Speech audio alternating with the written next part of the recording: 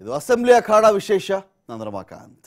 ರಾಹುಲ್ ಗಾಂಧಿ ಸದಸ್ಯತ್ವ ಅನರ್ಹತೆ ವಿಚಾರಕ್ಕೆ ಸಂಬಂಧಪಟ್ಟಂತೆ ದೇಶಾದ್ಯಂತ ಪರ ವಿರೋಧ ಅಭಿಪ್ರಾಯಗಳು ವ್ಯಕ್ತವಾಗ್ತಾ ಇದೆ.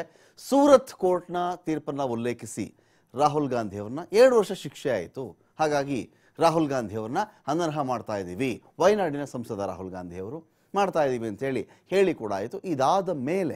ಇದಾದ ಮೇಲೆ ಬಹಳಷ್ಟು ಚರ್ಚೆಗೆ ಇದು ಗ್ರಾಸವಾಗ್ತಾ ಇದೆ.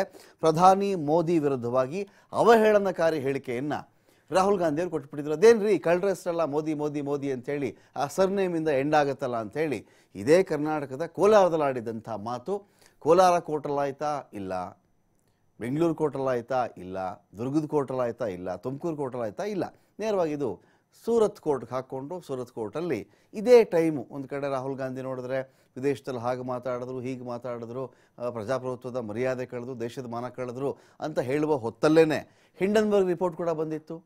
ಇದೇ ಅದಾನಿ ವಿಚಾರಕ್ಕೆ ಸಂಬಂಧಪಟ್ಟಂತೆ ನಿಮ್ಮ ಸ್ನೇಹಿತರಿಗೆ ನೀವು ಹೆಲ್ಪ್ ಮಾಡಿದ್ದೀರಾ, ಯಾಕೆ ಅದಾನಿ ಕೇಸನ್ನು ಕೊಡಲಿಲ್ಲ, ಅದಾನಿ ಕೇಸನ್ನು ನೀವು ಕೊಡಬೇಕಾಗಿತ್ತು, ತನಿಖೆ ನಡೀಲಿ, ಜಾಯಿಂಟ್ ಪಾರ್ಲಿಮೆಂಟರಿ ಕಮಿಟಿ JPC ಜಂಟಿ ಸಂಸದೀಯ ಸಮಿತಿ ತನಿಖೆ ಮಾಡಲಿ ಬಿಡಿ, ನಿಮ್ದೇನು ತಪ್ಪಿಲ್ಲ ತಾನೇ, ಏನೂ ತಪ್ಪು ಮಾಡಲಿಲ್ಲ ತಾನೆ, ಇಲ್ಲಿ ಯಾರೂ ತನಿಖೆ ಮಾಡಲಿ. ದೇಶದ ದುಡ್ಡು ಹೋಗ್ತಾ ಇದೆ, ದೇಶದ ದುಡ್ಡು SBI ದುಡ್ಡು ಹೋಯಿತು, LIC ದುಡ್ಡು ಹೋಯಿತು, ಯಾರು ಹೊಣೆ ಸ್ವಾಮಿ, ತನಿಖೆ ನಡೀಲಿ, ಇದು ಏನೇನು ಮೋಸ ನಡೆದಿದೆ, ಶೇರ್ ಕಥೆ ಏನಾಗಿದೆ ಅಂತ ಕೇಳ್ತಾ ಇದ್ದೀವರು. ಕೇಳುವ ಹೊತ್ತಲ್ಲೇ ಕಾಕತಾಳೀಯವೆಂಬಂತೆ ಸೂರತ್ ಕೋರ್ಟ್ನ ತೀರ್ಪನ್ನು ಉಲ್ಲೇಖಿಸಿಕೊಂಡು ಕೆಲವರು ತಜ್ಞರು ಹೇಳ್ತಾರೆ ಗರಿಷ್ಠ 2 ವರ್ಷಗಳ ಶಿಕ್ಷೆವರೆಗೂ ಇದಿತ್ತು, ಕೊಡಬಹುದು ಅಂಥೇಳಿ ಆ ಗರಿಷ್ಠವನ್ನೇ ಕೊಟ್ಬಿಟ್ರಲ್ಲಿ ಶಿಕ್ಷೆ ಅಂತ. ಇರಲಿ, ಒಂದು ಕಡೆ ಇಟ್ಕೊಳ್ಳೋಣ. ಇಲ್ಲಿ ಸೂರತ್ ಕೋರ್ಟ್ನ ತೀರ್ಪಿಗೆ ಪೂರ್ತಿ ಗೌರವಿಸ್ತಾನೆ ನಾನು ಈ ಡಿಬೇಟನ್ನು ಶುರು ಮಾಡ್ತಾ ಇದ್ದೀನಿ. ನೋಡಿ, ಇದರಲ್ಲಿ 2019ರಲ್ಲಿ ಆಡಿದಂಥ ಮಾತು ಬಹಳಷ್ಟು ವಾದ ಪ್ರತಿವಾದ ನಡೆದು ಈಗ 2023ಕ್ಕೆ ಇದರ ಒಂದು ತೀರ್ಪು ಒಂದು ಕಡೆ ಬಂದಿದೆ. ಮಾನನಷ್ಟ ಮೊಕದ್ದಮೆ, ನಮ್ಮ ಮೋದಿ ಎನ್ನುವ ಸಮುದಾಯ ಜನಾಂಗ ಇದಕ್ಕೆ ಅವಮಾನ ಆಗಿದೆ ಅನ್ನೋ ಒಂದು ಮಾನನಷ್ಟ ಮೊಕದ್ದಮೆ ಇದು. ಈ ವಿಚಾರದಲ್ಲಿ ದೋಷಿ ರಾಹುಲ್ ಗಾಂಧಿ ದೋಷಿ ತೀರ್ಪು ಬಂದಿದೆ. 2 ವರ್ಷ ಜೈಲು ಶಿಕ್ಷೆ ಪ್ರಕರಣ ಬೆನ್ನಲ್ಲೇ ಜಾಮೀನು ಕೂಡ ಆಗಿತ್ತು. ಕಾನೂನು ತಜ್ಞರು ಕೆಲವರು ಹೇಳ್ತಾರೆ, ಇವತ್ತು ಕಾನೂನು ತಜ್ಞರನ್ನು ಕೂಡ ನಾನು ಮಾತಾಡಿಸ್ತೀನಿ. ನೋಡಿ, ಈ ತರಹದ ಶಿಕ್ಷೆ ಆದಾಗ 30 ದಿನಗಳ ಕಾಲದಲ್ಲಿ ಈ ಶಿಕ್ಷೆಗೆ ಸ್ಟೇ ತರಿಸಿದ್ರೆ ಆ ಸ್ಟೇ ತರಿಸೋಕ್ಕೂ ಅವಕಾಶ ಇರುತ್ತೆ.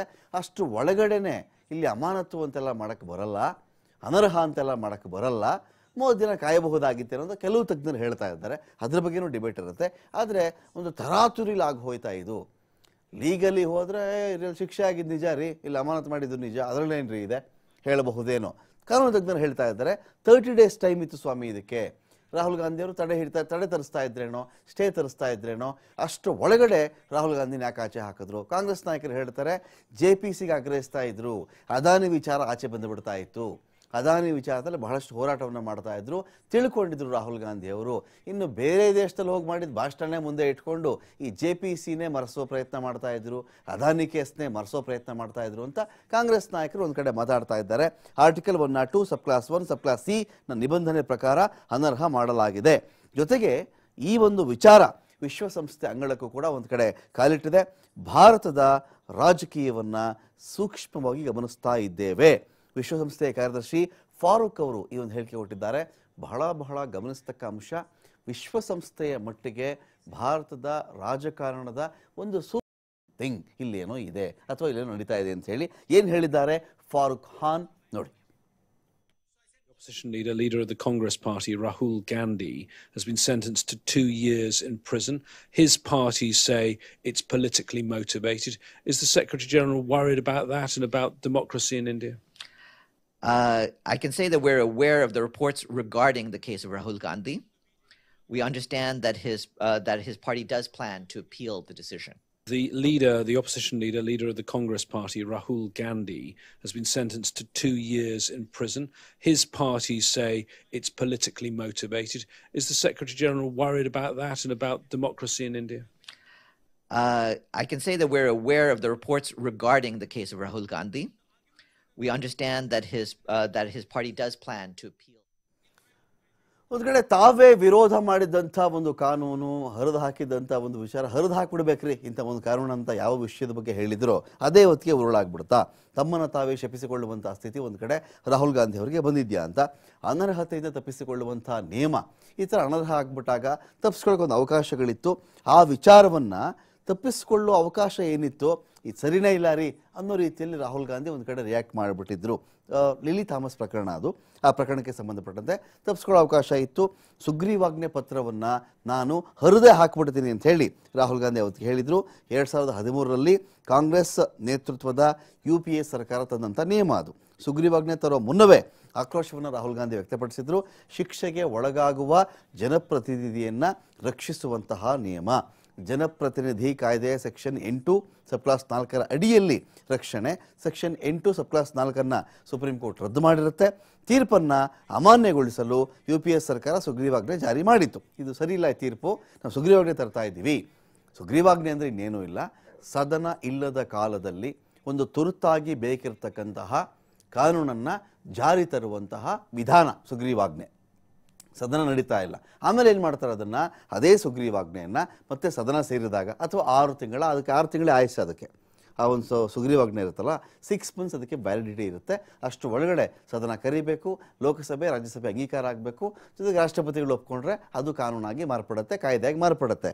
ಸೊ ಇಲ್ಲಿ ಈ ಥರ ನೋಡಿ, ಸಪೋಸ್ ಈಗ ರಾಹುಲ್ ಗಾಂಧಿ ಈ ಥರ ಆಗಿತ್ತಲ್ಲ, ಹಿಂದೆ ಈ ಥರ ಕೇಸ್ ಆಗಿದ್ರೆ ಜನಪ್ರತಿನಿಧಿ ಯಾರಿಗೋ ಶಿಕ್ಷೆ ಆಗಿಬಿಡುತ್ತಪ್ಪ ಅಂದಾಗ ಅವರು ಈ ಒಂದು ವಿಚಾರದಲ್ಲಿ ರಕ್ಷಿಸುವಂಥ ನಿಯಮ ಕೂಡ ಇತ್ತು.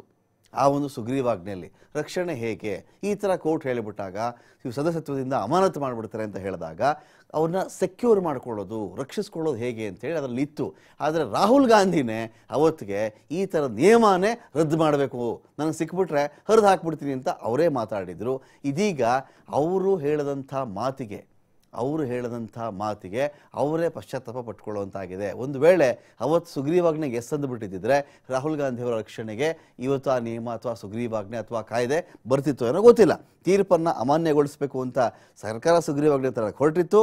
ಇದರ ಅಡಿಯಲ್ಲಿ 3 ತಿಂಗಳ ಕಾಲ ಯಾರಾದರೂ ಅಮಾನ್ಯ ಮಾಡೋದನ್ನು ತಪ್ಪಿಸ್ಬೋದಾಗಿ 3 ಮಂತ್ಸ್ ಟೈಮ್ ಸಿಗ್ತಾ ಇತ್ತು. ಇನ್ ಕೇಸ್ ಇವತ್ತಿಗೆ ಆ ನಿಯಮ ಇದ್ದಿದ್ರೆ ರಾಹುಲ್ ಗಾಂಧಿ ಅವರಿಗೆ ಅವರೇ ಅವತ್ತು ಹಾಳು ಮಾಡ್ಕೊಂಡಿದ್ರು ಅಂತ ಈ ಬಗ್ಗೆ ಪ್ರೆಸ್ ಮೀಟ್ ಮಾಡಬೇಕಾದ್ರೇ ರಾಹುಲ್ ಗಾಂಧಿ ಅದನ್ನು ಹರಿದಾಕ್ಬಿಡ್ಬೇಕು, ನನ್ನ ಕೈಗೆ ಸಿಕ್ಕರೆ ಹರಿದಾಕ್ಬಿಡ್ತೀನಿ ಅಂತ ಅವರೇ ಮಾತಾಡಿದ್ರು. ಅವತ್ತೇನು ಹೇಳಿದ್ರು ರಾಹುಲ್ ಗಾಂಧಿ ನೋಡಿ. And I asked him, what is going on? What are you doing? I had some work with him, and he said that I'm here with the press, meet the press. And I said, क्या बातचीत हो रही है? So he said, well, ordinance के बारे में बातचीत हो रही है. So I said, what? And he sort of gave me the explanation. He gave me the line, right? The political line that everybody will give you. The Congress will give you, the BJP will give you, everybody will give it to you. I'll tell you what my opinion on the ordinance is. My opinion on the ordinance is that it's complete nonsense and that it should be torn up and thrown out. That's my opinion, my personal opinion on the ordinance. I'll repeat it for you. My opinion on the ordinance is that it should be torn up and thrown away.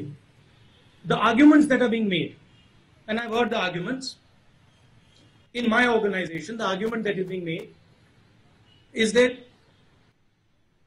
we need to do this internally. I'm telling you what is happening internally. We need to do this because of political considerations. Everybody does this. The Congress party does this, the BJP does this, the Janata Dal does this, the Samajwadi does this, everybody does this. And there's a time to stop this nonsense. And I really feel